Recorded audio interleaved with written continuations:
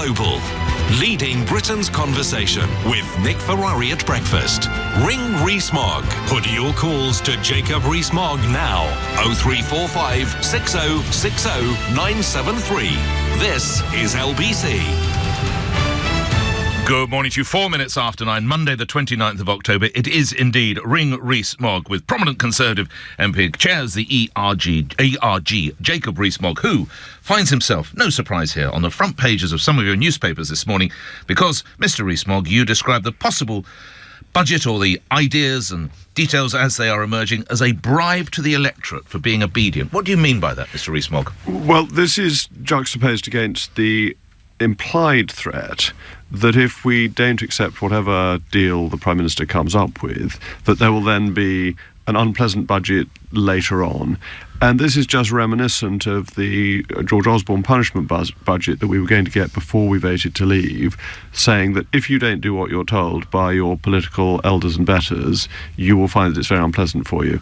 And I don't think this is a good way to treat the electorate. I think the budget should be there to plan for all outcomes and should embrace the opportunity of leaving the European Union rather than taking a business-as-usual approach. Leaving the European Union is a very exciting opportunity. But if you hold the great office of Chancellor and you think you foresee those problems, isn't it your duty to let the electorate know that? Well, I think a sensible Chancellor... I know you don't agree with those, but... But I think a sensible Chancellor would look at the record of the Treasury in its forecasts. What it has said about Brexit, how wrong it has been, how dog-in-the-manger-ish it's been. That is to say, it's made wrong forecasts, it's got embarrassed by them, and therefore it's become even more negative. And I think the Exchequer needs more leadership in this respect, of somebody like Nigel Lawson, who says that we can do it this way and have confidence in his own judgment rather than being tied up in the doom and gloom that the Treasury seems to exude. So that's what a sensible Chancellor would do. Just before we go to calls, this man's not a sensible Chancellor, clearly.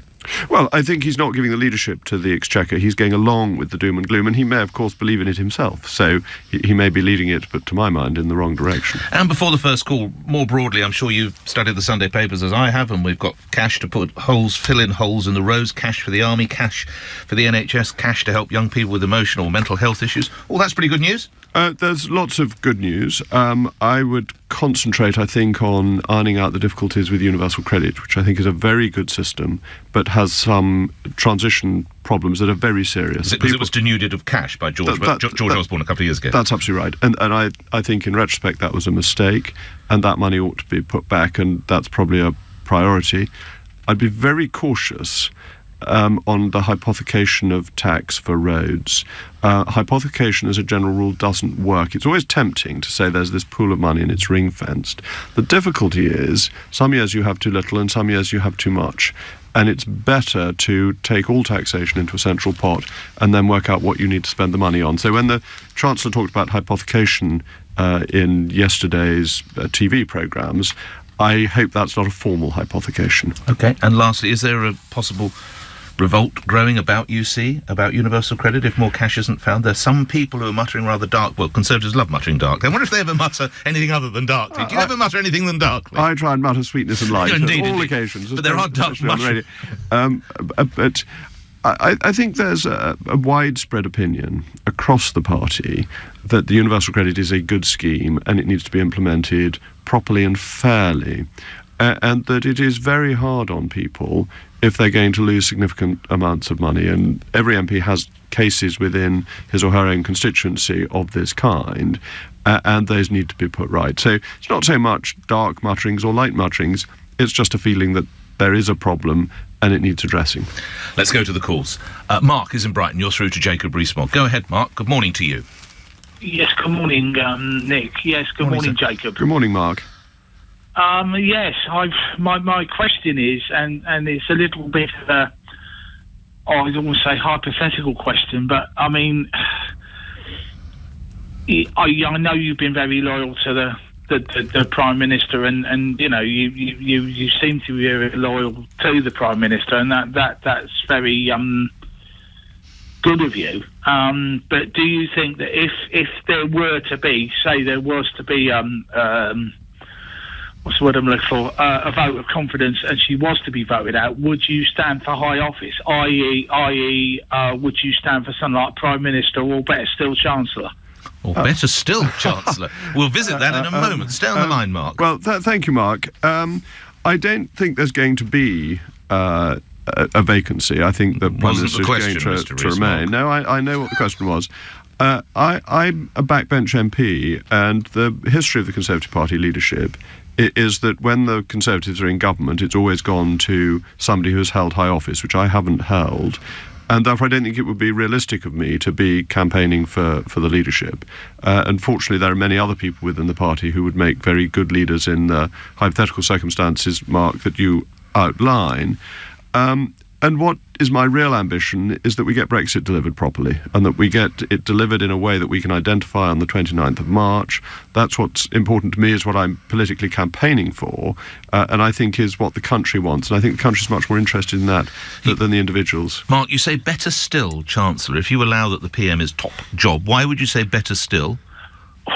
If you look at, not obviously going back years, because I'm 60 this year, so I remember quite a few, obviously, Prime Ministers and Chancellors. But if you look at modern history, shall we say Tony Blair, Gordon Brown, David Cameron, George Osborne, it strikes me that the Chancellor, and this might be, this is a personal opinion, so this isn't anything hard and fast, but it strikes me that the Chancellor was the power behind the throne, so to speak, yeah? Yes. It struck me that Tony Blair could do nothing without that he ran it past Gordon Brown first, and the same with George David Cameron, George Osborne. Well, let's put that to Jacob. Is that true, the power behind the throne? Obviously, the spending power, without doubt. Mark, I think you make a very interesting and important constitutional point, and is how our constitution has developed. And you see this, as you rightly say, with Gordon Brown and Tony Blair and George Osborne and David Cameron, that both of those people as Chancellor were instrumental to the government. One, I think, a very tense partnership, and the other a very close partnership, where the Prime Minister and Chancellor worked hand in glove to considerable effect.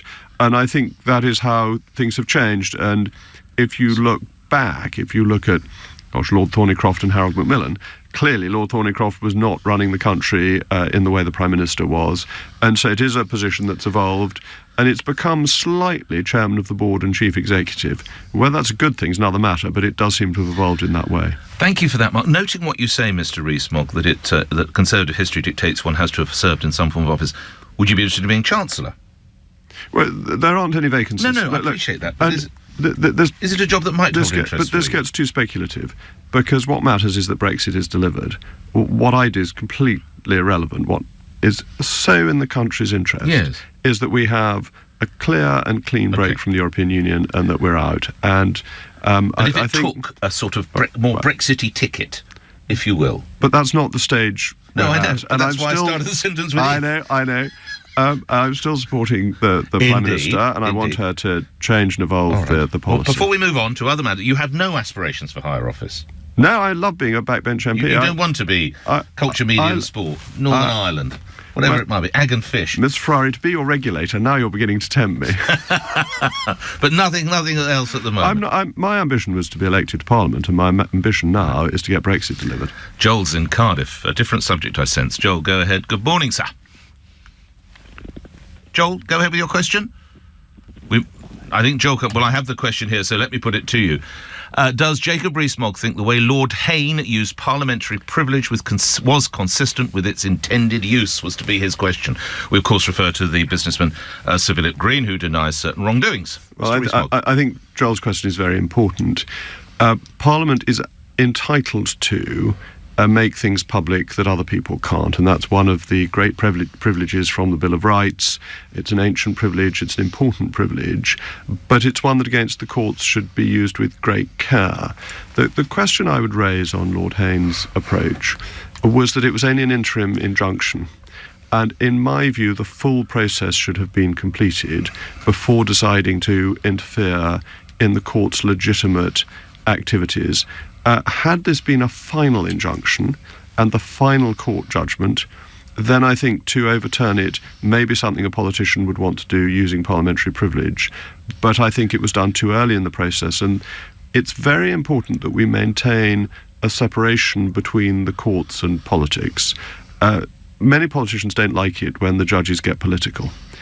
Equally, the judges don't like it when the politicians interfere in the ordering of justice. So in my view, Lord Hayne would have been better advised to wait. I sense you would not have done what Lord Hayne did. Not at that point in the process. But had we been through all courses of appeal... I think that it would have been something that should have been made public, and had the Supreme Court finally ruled that there should be a permanent injunction, then I would be much more supportive of an MP revealing that. And I also think John Hemming, who revealed former Lib Dem MP, a very good MP, actually. The Ryan Giggs story, as I recall. That's right. I think super injunctions were much more worrying in principle. The idea that you shouldn't even know that an injunction had been issued was, to my mind, far too big a constraint on freedom of speech. I think with anonymisation, it's reasonable to allow the court process to be completed. And do you have a shred of sympathy then for Green, for Sir Philip? Sorry. Sir Philip is a big enough public figure to take care of himself, and public figures know that if you get into public life, you will find that all the publicity around you is not invariably favourable, and that's just the way it is. Let's see if we get a better line to Rebecca in Gosport. Rebecca, can you hear me? Good morning. Yes. Good morning. Go ahead. Your question to Jacob Rees-Mogg. Thank you. So universal credit. My husband died. I have a 6-year-old, and I'm bringing him up alone. I work, and I currently claim working tax credit. My circumstances are going to be changing ever so slightly, at which point I will be reassessed under universal credit rules, because by that time my area will have moved. Now, I'm going to lose about £300 a month, and I think that's primarily because some of my income comes from my late husband's pension, occupational pension. Right. I think widows and widowers seem particularly penalised because of this, and I just want to know, how will this be put right? You say there are... and before Mr Rees-Mogg answers, can you just... I mean, £300 are going out of anyone's budget, I suggest they're going to feel. What will the impact be, the real impact be for you, Rebecca, and your son? Do you know, I'm almost too scared to consider that at the moment.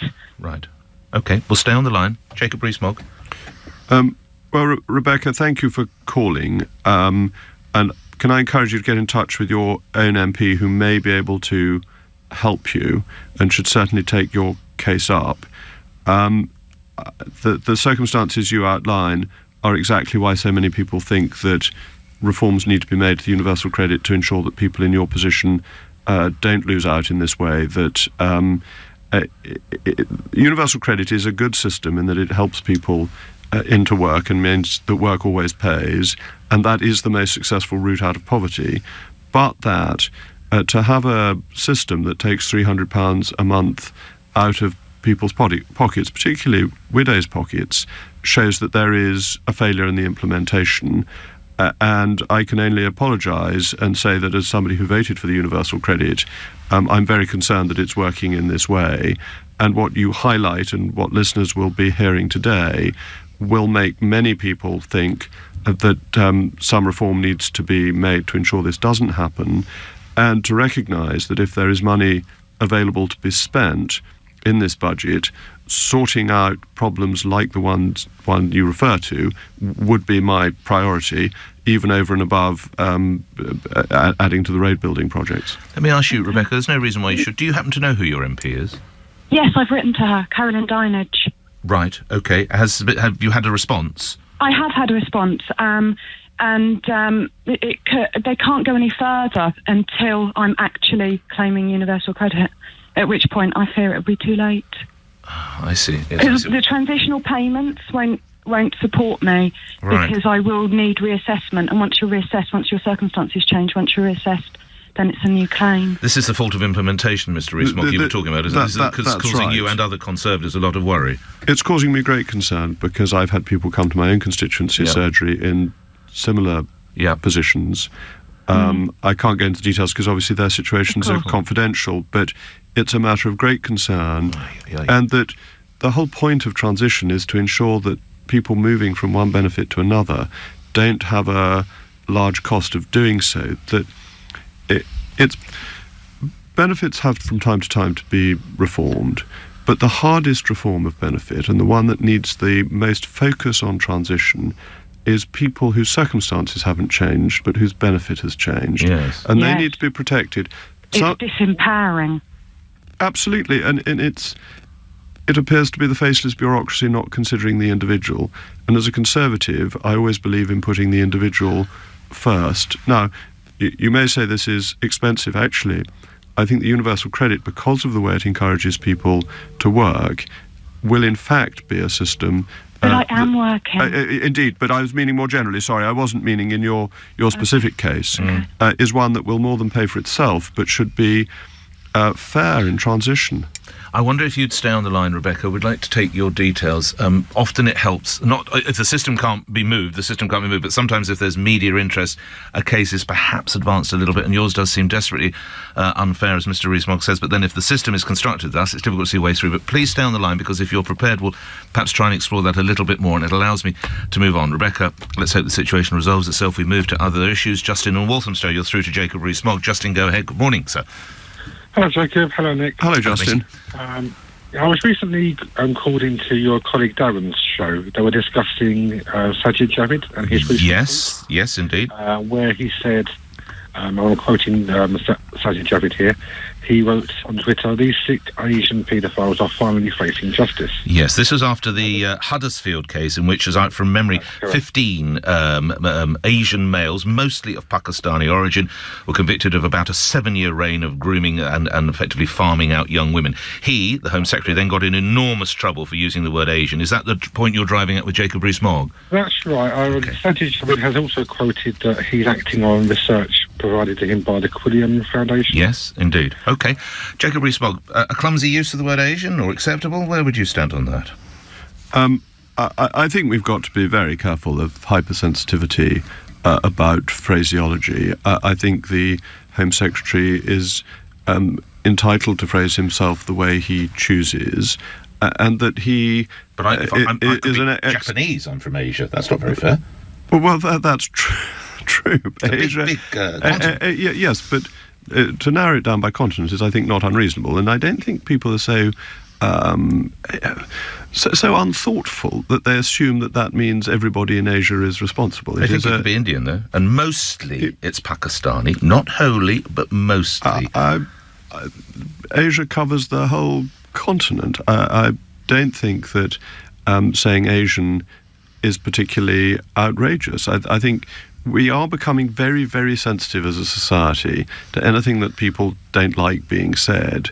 What if you're Pakistani, but it's from one part of Pakistan and not from the other? How specific do you have to be when you make these statements? And I think what the Home Secretary said was not factually inaccurate. No, it's not. And that most people would have understood precisely what he meant.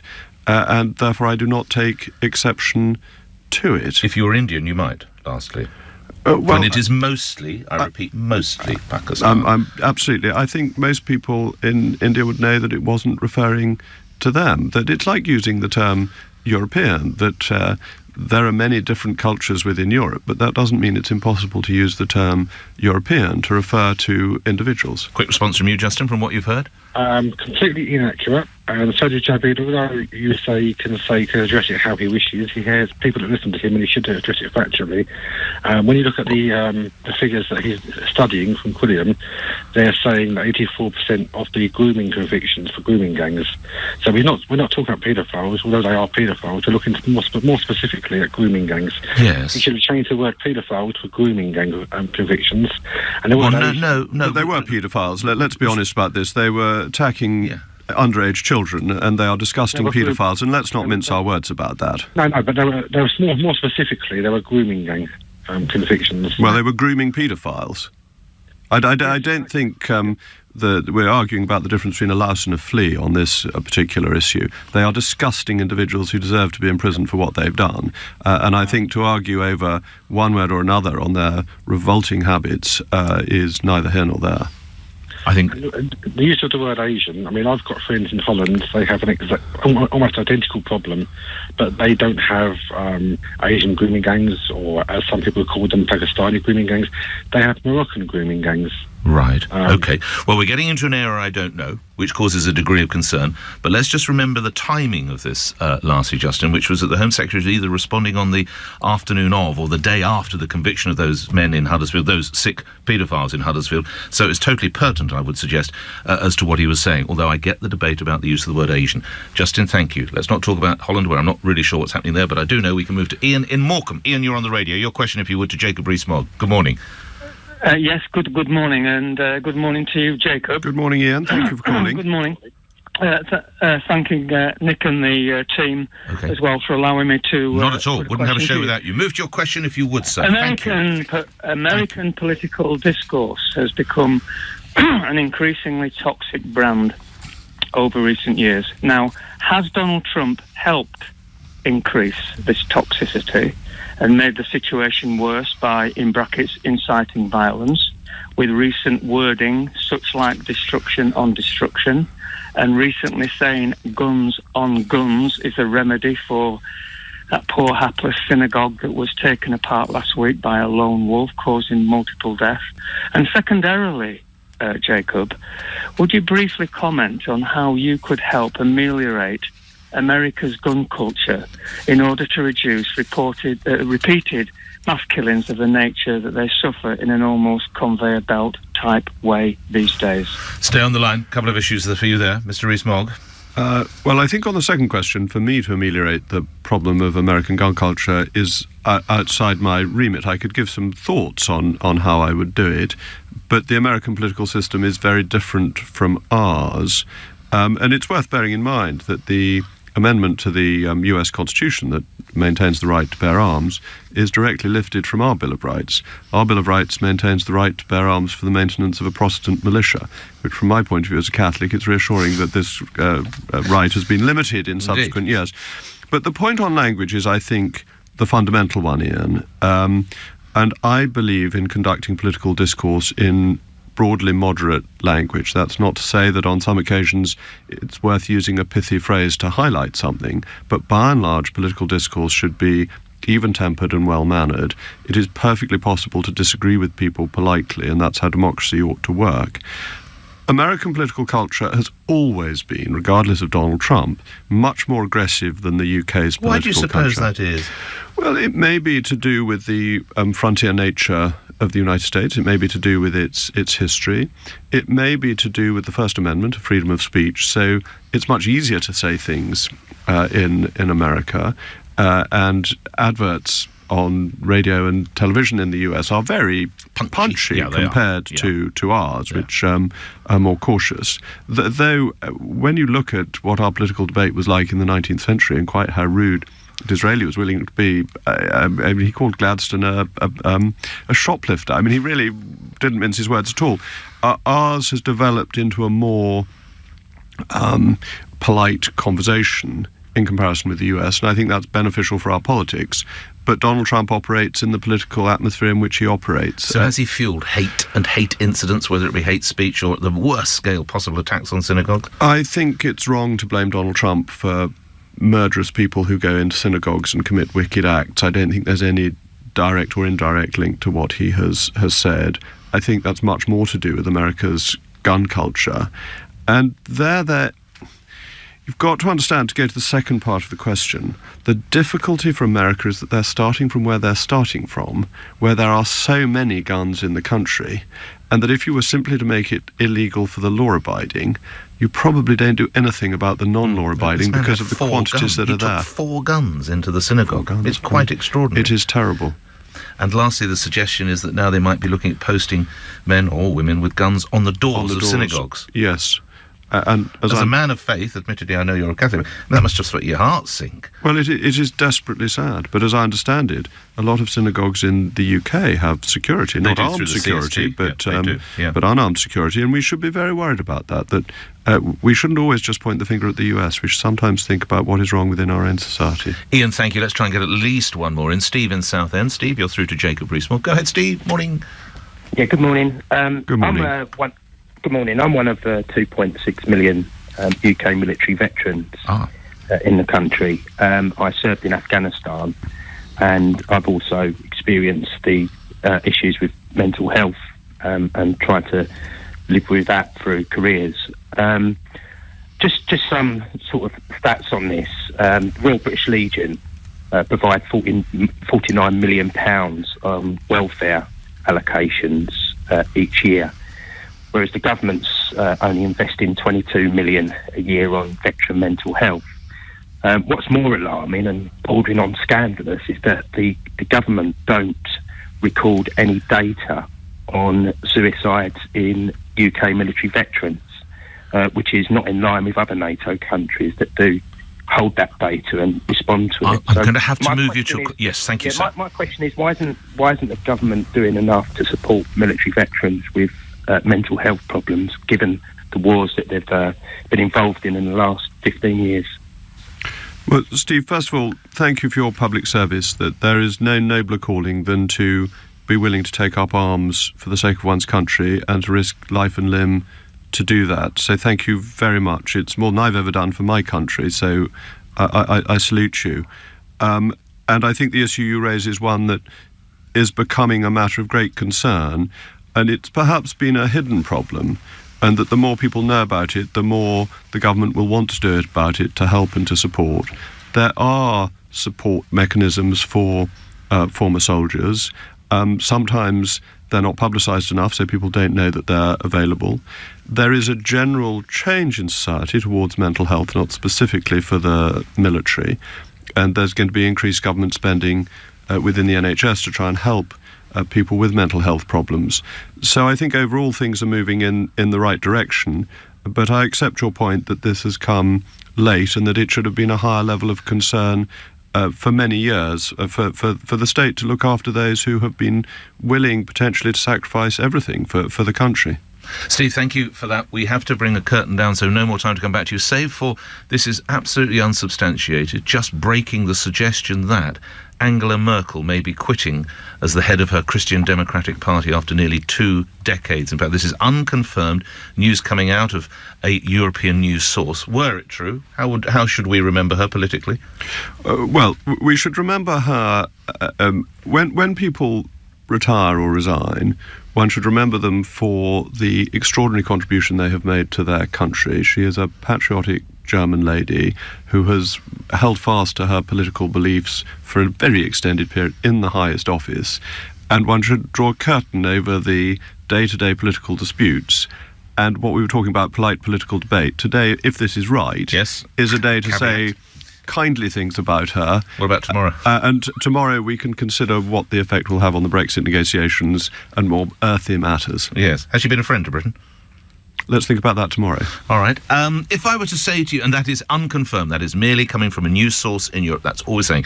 One thing I can confirm, if I was to say to you that they're getting rid of our poo, Mr. Rees-Mogg, would you have the slightest clue what I was talking about? It sounds like one of the jokes my children might make. It sounds rather rude. He's a Simpsons character. Your children aren't into The Simpsons? No, I'm not into The Simpsons. No, I've never been into them, and no, nor my children. But no. I would imagine, lastly... If you were to ask me about Peppa Pig, I'm really quite an expert on that. I'll have that for 2 weeks' time, I promise.